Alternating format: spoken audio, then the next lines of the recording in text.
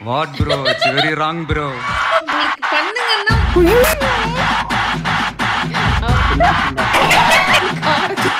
What bro? It's very wrong bro. Wrong bro. Wrong bro.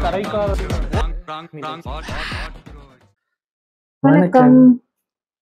நான் இது actually எதிர்பார்க்கவே இல்லை ஃபிளிப்கிட்ட வந்து ரோஸ்ட் போடுவாங்கன்னு. ஏன்னா அதுக்கு முன்னாடி போட்டிருக்காங்கல்ல. இல்லை கொஞ்ச நாளாக எதுக்குமே எந்த படமுமே ரோஸ்ட் போடவே இல்லை. ரோஸ்ட்டும் இல்லை, வீடியோவே போடாமல் இருந்தாங்க. நான் சரி எதுவும் அரசியலில் ரொம்ப மும்மரமாக இறங்கிட்டாங்களோன்னு நினச்சேன். அவங்க இருக்காங்களா மறைமுகமாக. இதுக்கு முன்னாடி ஏதோ ஒன்று ரோஸ்ட் இப்போ ரீசெண்டாக வந்துச்சா? இல்லை, இவங்க குருபாய் சேனலில் ஒரு வீடியோ போட்டாங்க, அது பார்க்கல, இன்னும் பார்க்கணும். அதுவும் இது பார்த்துட்டு போவோம். சம்மர் இன் கோல்ட் ஆஃப் எடுக்கலாம்ப்பா. என்னாச்சு? தலைவலியே இருக்கு. இந்த தலை வலியிலிருந்து வெளியே வரணும் அப்படின்னா உனக்கு தேவை மன வலிமை. ஆரம்பத்திலேயே இப்படி அமக்கலம் பண்றீங்க, நியாயமா? இப்படி அமர்க்கலமா ஆரம்பிச்சாதான்ப்பா அட்டகாசமா முடியும். ஆனா இதுக்கெல்லாம் ஒரு அசாத்திய துணிவு வேணும்யா. துணிவு மட்டும் இருந்தா பத்தாது, விடாமுயற்சியும் வேணும். அதை விட விவேகம் முக்கியம் மகனே. ஆனா தல ரசிகர்கள் பரவாயில்ல, குஷியா இருக்க கூடாது. தல ரசிகர்கள் உல்லாசமா இருப்பாங்க. ஏன் அப்படின்னா முருங்க மரம் ஏறிடுச்சுல.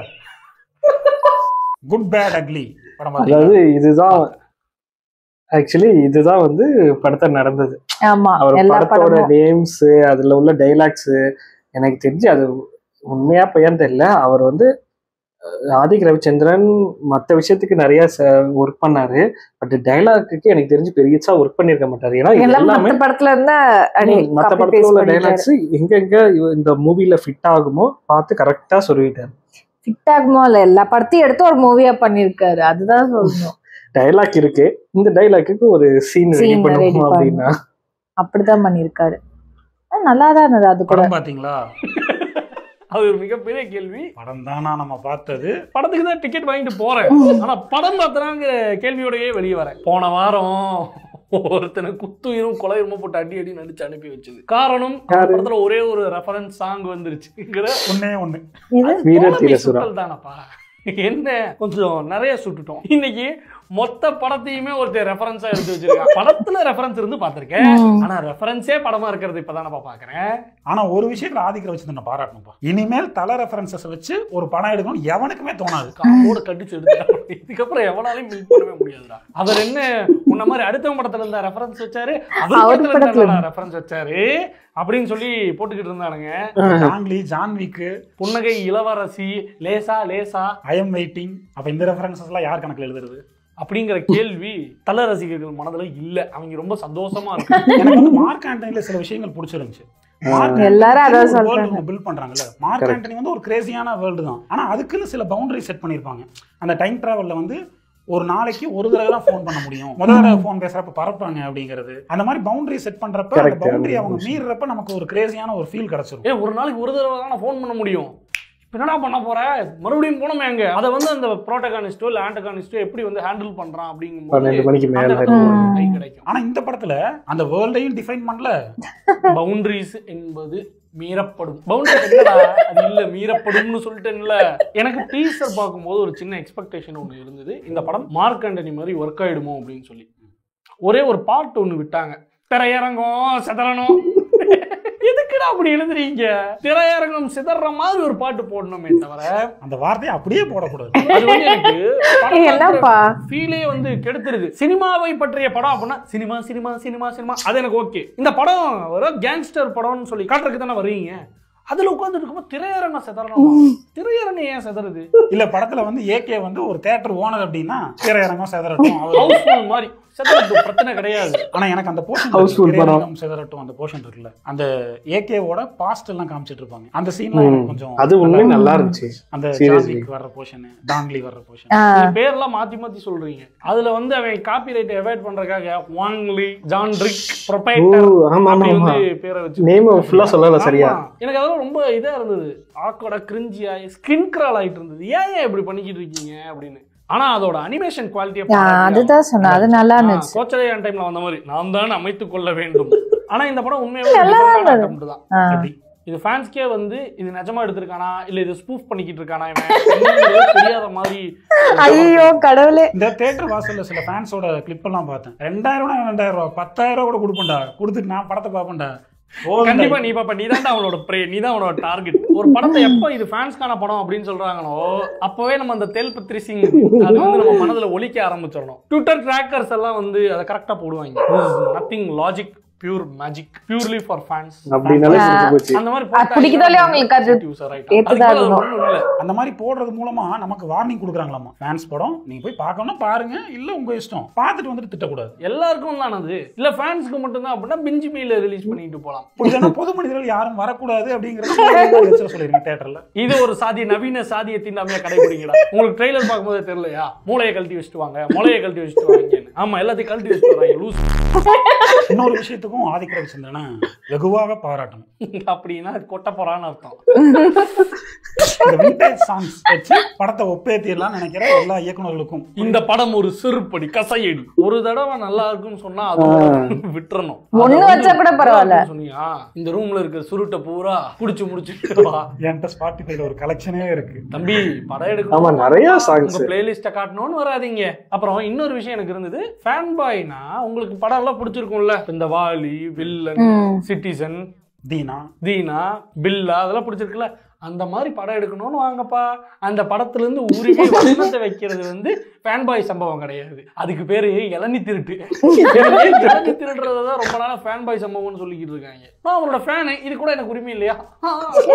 பழைய படங்கள் மாதிரி வர்றதுக்கு அதுக்குன்னு ஒரு மெனக்கடல் பண்றாங்கல்ல. பில்லா மாதிரியோ தீனா மாதிரியோ அதே மாதிரி ரைட்டிங்லயோ இதுல எல்லாம் பண்றது இல்ல.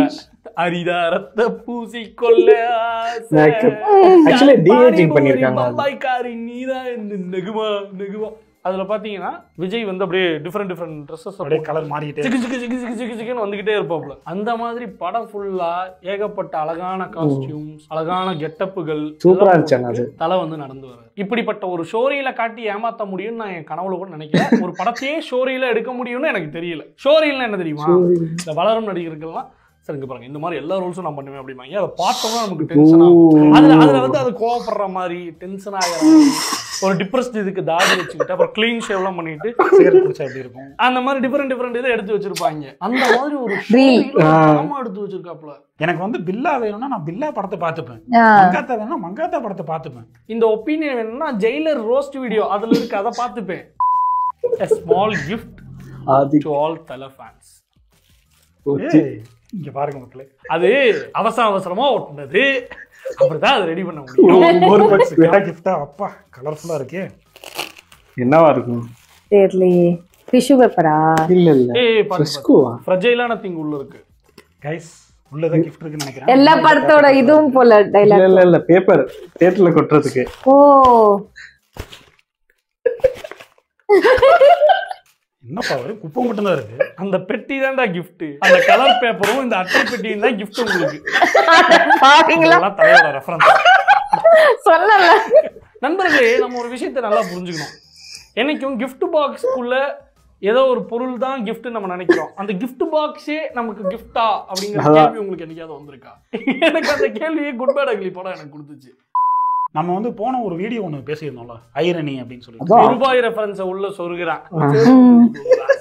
ரெண்டு பேரும் எப்பவும் பேசிட்டு இருப்பாங்க, பையனும் அப்பாவும். ரெண்டு பேரும் மீட் பண்ணிக்குவாங்க, 18 வருஷம் கழிச்சு மீட் பண்ணிக்கிறாங்க. மீட் பண்ணிக்கிறப்ப பார்த்தா அப்பையும் போன்ல தான் பேசுவாங்க. அதே மாதிரி அப்பா வந்து ஜெயில இருப்பாரு, வெளியே வர்றப்ப பையன் ஜெயிலுக்கு போயிடும். அப்பா ஜெயில இருந்தாரு, மேன்ஷன்ல இருந்தாரு. அதாவது அவர் வந்து ஏத்துக்கிற மாதிரி ஒரு இடமா இருக்குன்னா அது எப்படிப்பட்ட தண்டனை பாருங்க. நம்ம அஜய் ஞானமுத்து கோபுரம் எடுத்த கஷ்டத்தை பத்தி சொன்னார்ல, அந்த மாதிரி என்ன ரஷ்யெல்லாம் போக வச்சு ரொம்ப டார்ச்சர் பண்ணி எனக்கு கஷ்டம் சார். ஏன் ரகுமான் மியூசிக் கொடுத்தா நான் என்ன சார் பண்ணுவேன் அப்படிலாம் பேசிட்டு இருந்தா. ஆனா எனக்கு படத்திலே ரொம்ப பிடிச்ச அந்த ஒரிஜினலான கேரக்டர் என்னன்னு பார்த்தோன்னா அந்த பிரியா வாரியர் கேரக்டர்.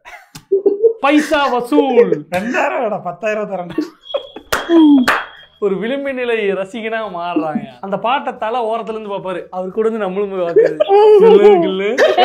அளவுக்கு ரசிக்க வைக்கிறோம். அதே மாதிரி நம்மள அதுக்குள்ள இருந்து வெளியே வாங்க அப்படிங்கிற மாதிரி சில விஷயங்கள் இருந்தது. உதாரணத்துக்கு சிம்ரன் மேமுக்கு உதட்டுக்கு ஒரு க்ளோஸ் அப் இருந்தது, ஃபுல் ஸ்கிரீனுக்கு உதடுதான் தெரிஞ்சுக்கிட்டு மாறி ஆயிடுச்சு. என்ன டிஃபரெண்டான மிக்சர் எமோஷன்ஸ் கொடுத்துருக்கா. எனக்கு அதை பார்த்துட்டு ஒரு உணர்வோட அதை சொல்லணும், மாறி ஆக்வர்டான ஒரு ஃபீல் இருந்துச்சு. அதே மாதிரி தெரியல இன்னும் சில ஷாட்ஸ் எல்லாம் இருந்தது. எல்லாருடைய புட்டத்துக்கும் ஒரு ஷாட் வச்சிருந்தாங்க. வச்சுட்டு முன்னாடி டப்பிங்ல பாத்துக்கலாம் இன்டர்வியூல உட்காந்து சொல்லிக்கிட்டு இருந்தாரு. சார் அது வந்து நான் வந்து அந்த ஷாட்டை வைக்கிற வரைக்கும் நான் உட்காந்து இம்ப்ரூவைஸ் பண்ணிக்கிட்டே இருப்பேன் சார். அதுக்குள்ள அதுல ரெக்கார்ட் ஆயிடுச்சுன்னா அது ஹிஸ்டரி சார், அதை மாத்த முடியாது சார். என்ன அது என்ன புரியலையா? அதாவது ஒருத்தர் பேக்ல இருந்து ஷாட் வைக்கிறான், சோ அவங்க என்ன டைலாக் பேசினாலும் அதை பின்னாடி மாத்திக்கலாங்கிற ஒரு இது கிடைக்குது, ப்ரிவிலேஜ் கிடைக்குதுங்கிறத வந்து கலாய்க்கிறாங்க. ஆனா அது மாதிரி ஒரு ஷாட் வைக்கிறீங்களப்பா, அப்பனா நீ இங்க உள்ள டைலாக் நீ யூஸ் பண்ண மாட்டேன், சம்டைம்ஸ் வேற ஏதாவது என்ன மாத்திக்கிறீங்களா. ஆனா அவர் வந்து இன்டர்வியூல என்ன சொல்லியிருக்காரு, அவர் சொல்றதை வச்சு சொல்றேன், நான் வந்து ஷார்ட் ரெடி எடுக்கிற வரைக்கும் அதை இம்ப்ரூவைஸ் பண்ணிட்டே இருப்பேன் அந்த சீனை.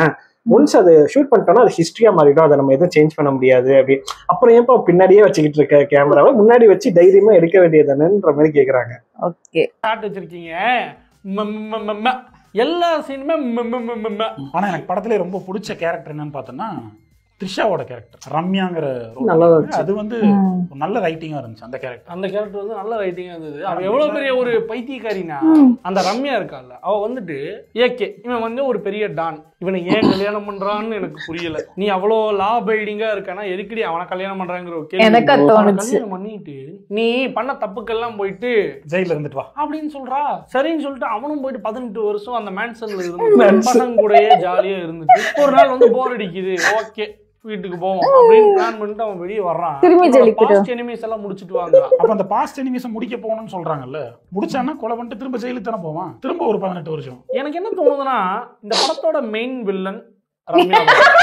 எப்படி இவ்வளவு நான் சொல்லியிருக்கேன், எப்படின்னா அவ இல்லைன்னா அவன் வாழ்க்கையில பாதி பிரச்சனை கிடையாது. இது எல்லாருக்கும் பொருந்தும். கான்டெக்ட் எடுத்துட்டு பாத்தீங்கன்னா அவ இல்லன்னா அவன் வாழ்க்கையில பாதி பிரச்சனை கிடையாது.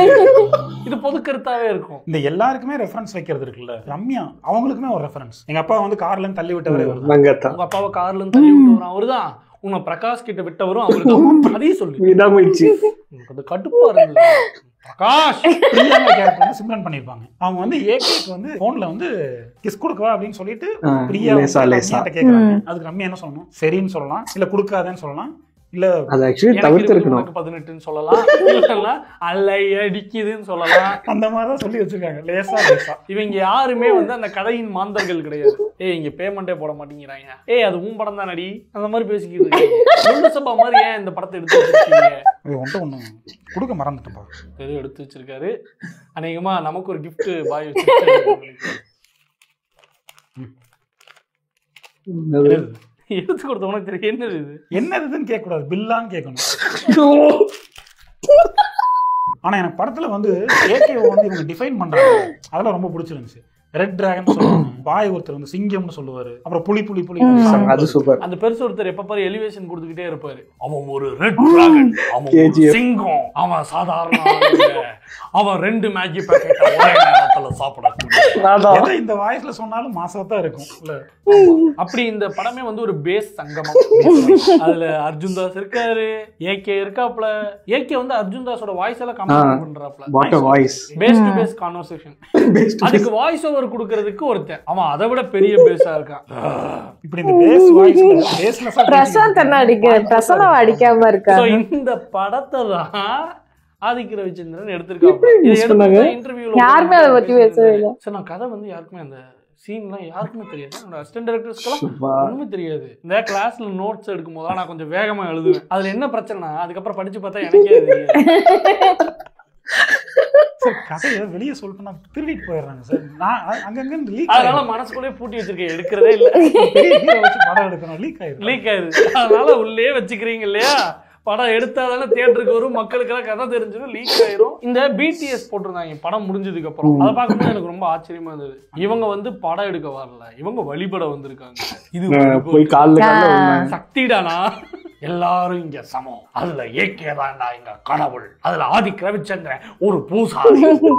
ஆனா இந்த அர்ஜுன் தாஸ் கேரக்டர் வந்து ரொம்ப நல்லா இருந்துச்சு. அவர் வந்து ஒரு காதலியை இலக்க நேரிடக்கூடிய ஒரு தருணம் வந்து ஒண்ணு இருக்கு. அப்ப குழப்பத்தில் இருக்காரு, என்ன பண்றதுன்னு தெரியல. அப்ப வந்து இன்னொரு அர்ஜுன் தாஸ் சொல்லுவாரு, சொல்றாரு, இப்ப நான் அவளை கையை விட்டுவேன், ஆனா நீ மறுபடியும் ரிவெஞ்ச் எடுக்கிறேன்னு வந்து என்ன கொண்டுகிட்டு இருப்படா, ஆனா அவன் இருந்தானா நம்ம 2 பேரும் ஜெயிலுக்கு போவோம். அது போதாதுன்னு சொல்லி ஆடட் ரீசன்ஸ் எல்லாம் கொடுப்பாரு. நீ ஆல்ரெடி நிறைய பொண்ணு கூட இருக்கலடா, 10ல் 1 குறைச்சதை நினைச்சுக்கடா. நீ யோசிச்சு ஒரு கிரைசிஸ்ல முடிவெடுக்கிறது எவ்வளவு கஷ்டம். ஆனா இந்த இக்கட்டான சூழ்நிலையிலையும் அவர் வந்து கரெக்டா முடிவெடுப்பாரு. அது அவ்வளவு ஈஸியா எடுக்கக்கூடிய முடிவுதான் என்றாலும் அவ்வளவு ஈஸியா யாரும் எடுக்க மாட்டோம். 10ல் 1 கூட குறையக்கூடாதுன்னு நினைக்கக்கூடிய மனிதர்கள் இருக்கிற காலம். அந்த இடத்துல அந்த சிந்திக்கக்கூடிய வில்ல என்ன பண்றான், ஆனா வந்து அவன் அதுக்கப்புறம் ரொம்ப ரிக்ரெட் பண்றான். ஏன்னா அந்த பொண்ணை வந்து அவன் உண்மையா லவ் பண்ணியிருப்பாரு. 9 ஆயிடுச்சு, 1 வேணுமே. நம்பர் வந்து அது ஆட் நம்பரா மாறிடுச்சுன்னா டிஸ்டர்பிங்கா இருக்கும். அது நிறைய பேருக்கு அந்த மாதிரி அந்த ஓசிடி இருக்கும் ஆட் நம்பர்ல இருந்தா. ஆனா அர்ஜுன் தாஸ் கேரக்டர் ஜானி ஜாமி இதை தாண்டி நான் ஒருத்தர் ரசிச்சதுன்னா அது வந்து பபல். ஜாக்கி ஷராஃப் நடிச்சிருப்பாரு.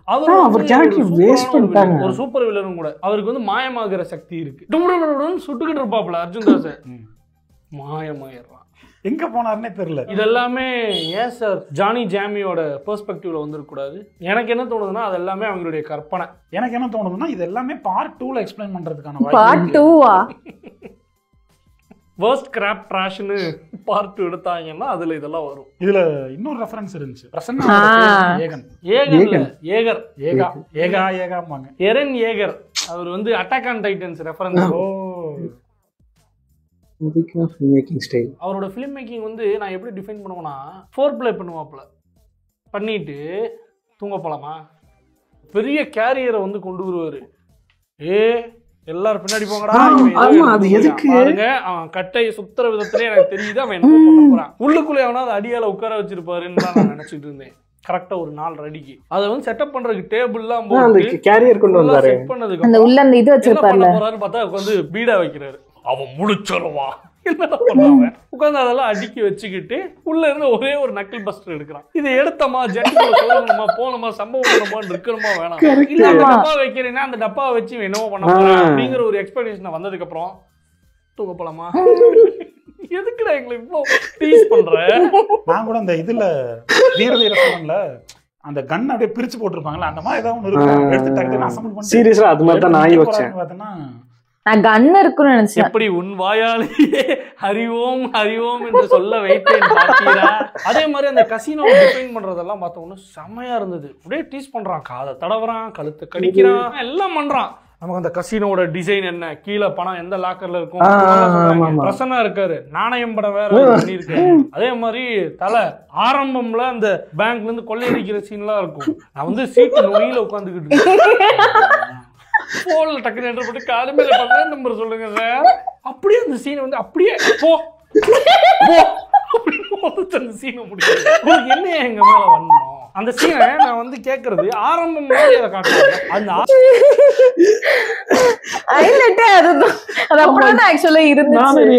கரெக்ட் தான். ஏன்னா அதை வந்து எக்ஸ்பிளைன் பண்ணும்போது அவ்வளவு ஹைடெக்கா இருக்கு.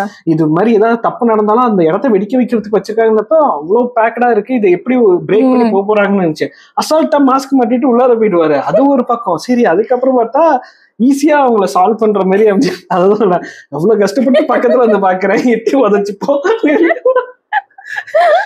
அப்படிதான் இருந்துச்சு நிறைய சீன். அது சரி, இது கூட எனக்கு ஓகே அக்செப்ட் பண்ணிக்கலாம்னு வச்சுக்கேன். அந்த டிஃபன் பாக்ஸ் வந்து ஆக்சுவலி இன்னும் நல்லா ரீசனிங்கா வச்சிருக்கலாம். ஆக்சுவலா அந்த இதுதான் வைக்க போறேன்னா அதுக்கு அவ்வளவு பெரிய டிஃபன் பாக்ஸ் தேவை.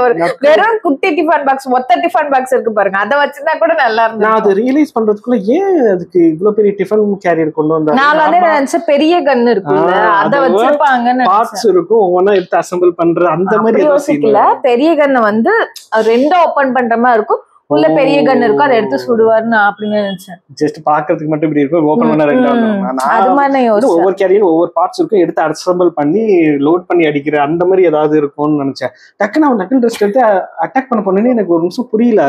அதனால எனக்கு அதோட என்னன்னா அதுல வந்து அவர் ஃபைட் பண்ணுவாரு. ஆக்சுவலா எங்களுக்கு டவுட் ஆயிடுச்சு, இவங்க 2 பேர் மட்டும் தான் போறாங்க, ஃபைட் பண்ணா அவங்களுக்குள்ளே அவங்க ஏன் அடிச்சுக்கிறாங்கன்ற மாதிரி. கரெக்ட். அது வந்து எனக்கு அந்த ஃபைட் நான் ரசிக்கவே முடியாம போயிடுச்சு. ஏன்னா அது ஓப்பனிங் ஃபைட்டா வேற இருந்துச்சு. என்ன ஆயிட்டு அவரும் சுனில் அவங்க தான் உள்ளார வருவாங்க, ஏகேவும் சுனிலும் வந்துட்டு பேசிட்டு இருக்க மாதிரி தான் இருக்கும். எனக்கு அண்டர்ஸ்டாண்ட் பண்ணிக்க முடியல, அங்க இருக்கிறது மற்ற குரூப்ஸ் எல்லாமே ஆப்போசிட்டா பிஹேவ் பண்றவங்க. திடீர்னு இப்ப வந்து ஃபைட் ஆனேன்னு ஏகேவும் சுனிலும் அடிச்சிட்டு இருப்பாங்க, டக்குன்னு பார்த்தா பின்னாடி எல்லாரும் அடிச்சுப்பாங்க. எனக்கு அது அடிக்கிற மாதிரி கூட இல்ல. அந்த அப்ப வந்து அந்த ஃபைட் அப்போ சாங் வரும், அந்த சாங்குக்கு பின்னாடி இருக்கவங்க டான்ஸ் ஆடிட்டு இருந்த மாதிரி எனக்கு ஃபீல் ஆச்சு. அது ஒரு இவங்க ஏகேவோட ஃபைட்டை ஹைலைட் பண்றோம். பட் இருந்தாலும் பின்னாடி இருக்கவங்களும் ஏதாவது ஒரு ப்ராப்பரா ஒர்க் பண்ணாதான் நம்மளுக்கு இது கனெக்ட் ஆகும். அவங்க எதுக்கு அடிச்சுக்கிறாங்க, அவங்களுக்குள்ள எதுக்கு அவங்க அடிச்சுக்கிட்டாங்கன்ற மாதிரி இருந்துச்சு. அப்புறமா நான் உன்கிட்ட கேட்டப்ப நீ தான் சொன்ன இது மாதிரி மேபி அவங்க ஆளுங்களும் கூட வந்திருக்காங்க அப்படின்னப்ப ஓகே அது வந்து அவங்க ஆளுங்கன்றது கொஞ்சம் ஹைலைட் பண்ணிருந்தாங்கன்னா நானா அதை அஸ்யூம் பண்ணி சொல்றேன். நான் அவர் நடந்து வரும்போது பின்னாடியே வருவாங்க, பின்னாடி எல்லாம் உட்காந்துட்டு சாப்பிட்டுட்டு இருப்பாங்கல்ல, அவங்க எல்லாம் வருவாங்க, இவர் எப்ப வெளியே வந்தாருன்னு சொல்லிட்டு பின்னாடி வருவாங்க. மேபி அப்ப வந்து அது அவங்க ஆளுங்கன்ற மாதிரி அதை கொஞ்சம் ஹைலைட் பண்ணியிருந்தாங்கன்னா ஓகே இவருக்கு சப்போர்ட்டுக்கு ஒரு 10 பேர் இருக்காங்கன்றப்ப நமக்கு ஃபீல் கிடைச்சிடும். அதை மிஸ் பண்ணிட்டாங்க. கரெக்டா எலிவேட் பண்ணி சூப்பரா காட்டியிருப்பாங்க. இல்ல அப்படி காட்ட போறது இல்லைன்னா டைரக்டா அது ஒரு குடோனா கூட காட்டிக்கலாம். அது ஏன் கசினோன்னு எடுத்து அதுல ஏதாவது இருக்கும்னு நான் நினைச்சேன். இல்ல அந்த மங்கத்த மாதிரியோ இல்ல கோவா படத்துல போய் கேம்ஸ் எல்லாம் ஆடுவாங்க இல்ல, இல்ல மினிமம் வைராஜாவைன்னு ஒரு படம் இருக்கு, அதுல அந்த கசினோக்குள்ள விளையாடுற சீன் எல்லாம் காமிச்சிருப்பாங்க. அந்த அளவுக்காவது அது நல்லா தான் இருக்கு. இவன் தானே மியூசிக் இல்லன்னா ஏன்டா கௌதம் கார்த்திக் படத்தை நான் பார்க்க போறேன். அந்த மாதிரி செட்டப் எல்லாம் பயங்கரமா பண்ணிட்டு பில்டப் எல்லாம் பயங்கரமா பண்ணிட்டு தூங்க போலாமா இந்த மூணு போலாமா அப்படிங்கிற விஷயத்த ஒரு அணுகுமுறையாவே வச்சிருக்காப்ல இந்த படத்துல. இன்னொன்னு கொடுக்க மறந்துட்டேன், அப்பளே ஒன்று கொடுத்தேன். ஆல்ரெடி அதை பார்த்தாச்சு. இல்ல இது வேற உன் ஆசைக்கு நான் கேட்டுறேன். இது என்னப்பா பில்லா 2 மொத்தத்துல இந்த குட் பேட் அக்லி எப்படி இருக்குன்னு பார்த்தா ஃபர்ஸ்ட் ஹாஃப் வந்து கொஞ்சம் சுமாரா இருந்தாலும் செகண்ட் ஹாஃப்ல இன்னும் கொஞ்சம் சுமாராவே போய் கிளைமேக்ஸ்ல ஓரளவுக்கு ரெடி பண்ணி சுமாரா முடிச்சு, ஆனா மக்கள்ல வெளியில வரப்ப சாட்டிஸ்ஃபைடா வந்தாங்க. அப்பா அப்பா இதுக்கு மேல அந்த ஒளி மாச நம்ம கேட்க வேண்டிய தேவை இல்லை அப்படிங்கிற ஒரு நிம்மதி பெருமூச்சை நம்மளால உணர முடியும். இந்த மனநிலையை பார்த்தோன்னா ஜிவி பிரகாஷ்க்கு ஆக்சுவலா வந்து நம்ம கைகளில் முத்தங்கள் இட வேண்டும், காதுகளில் சத்தங்கள் இட்டதுக்கு அது ஏதோ ஒன்று பண்ணுது. இந்த 1701 ஒன்று நடக்கும் தெரியுமா, அந்த மியூசிக்கை போட்டோம்னா எல்லாம் பைத்தியம் மாதிரி அப்படியே ஓட ஆரம்பிக்கும். அந்த ஃபீலை நான் தேட்டருக்குள்ள ஃபீல் பண்ண ஆரம்பிச்சேன். மூளை அப்படியே உருகி வலியுது. அப்படியே விட்டுருங்கடா. இந்த பிரேக் கேள்விப்பட்டிருப்போம், அது லிட்டரலா 2.5 மணி நேரம் எக்ஸ்பீரியன்ஸ் பண்ண அனுபவங்கிறது வந்து சாதாரண அனுபவம் கிடையாது. ஆனா இந்த படத்தோட மொத்த செல்லிங் பாயிண்ட் என்ன தெரியுமா, தலையோட ரீசெண்ட் ஃபிலிம்ஸ் எல்லாம் இருக்குல்ல அதுல எல்லாம் இல்லாத மாதிரி இதுல இன்னும் கொஞ்சம் ஜாலியா இருக்காரு அப்படிங்கிறது இருக்கு. ப்ரொஃபானிட்டி யூஸ் பண்றாரு, அதெல்லாம் வந்து கொஞ்ச நாளா தவிர்த்துட்டு வந்த ஒரு ஆளு இந்த படத்துல அதை பண்றாரு.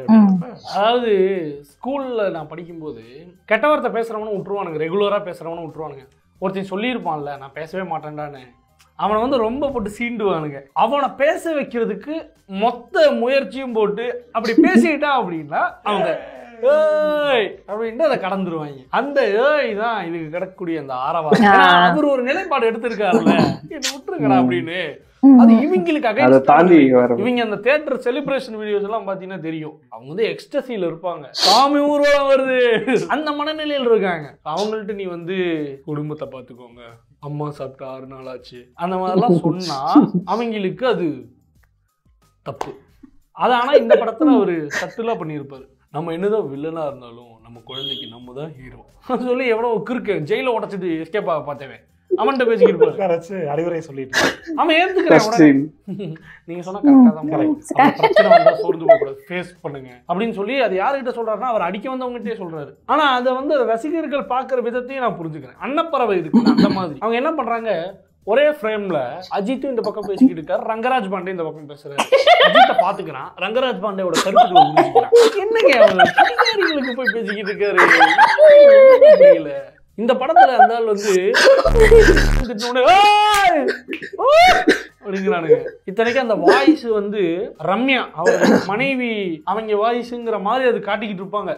அது அவருக்கு தான் தெரியும் ஏன்னு, அது இன்னும் அவர் ரிவீல் பண்ணல. இவனுங்க அதுக்குள்ள அவளை அடி ஏன்டா. ஸோ இப்படி குட் பேட் அக்லி படம் நீங்க பாத்துட்டீங்கன்னா படம் எப்படி இருக்குங்கிறத சொல்லுங்க. அது படமா அப்படிங்கிறதையும் சொல்லுங்க. தலை நிமிர்ந்து நடக்க பார்த்திபன் அதுல வரும்ல லியோல இது கொடுத்துட்டு திரும்பி கொடுத்துட்டு அல்டிமேட். ஆனா செம்ம எனக்கு இவங்க கிட்ட என்ன ஒண்ணா, நம்ம சம்டைம்ஸ் மிஸ் பண்ற சில எப்படி சொல்ற டம்பான விஷயத்த வந்து ஹைலைட் பண்ணி சொல்லுவாங்க. இதெல்லாம்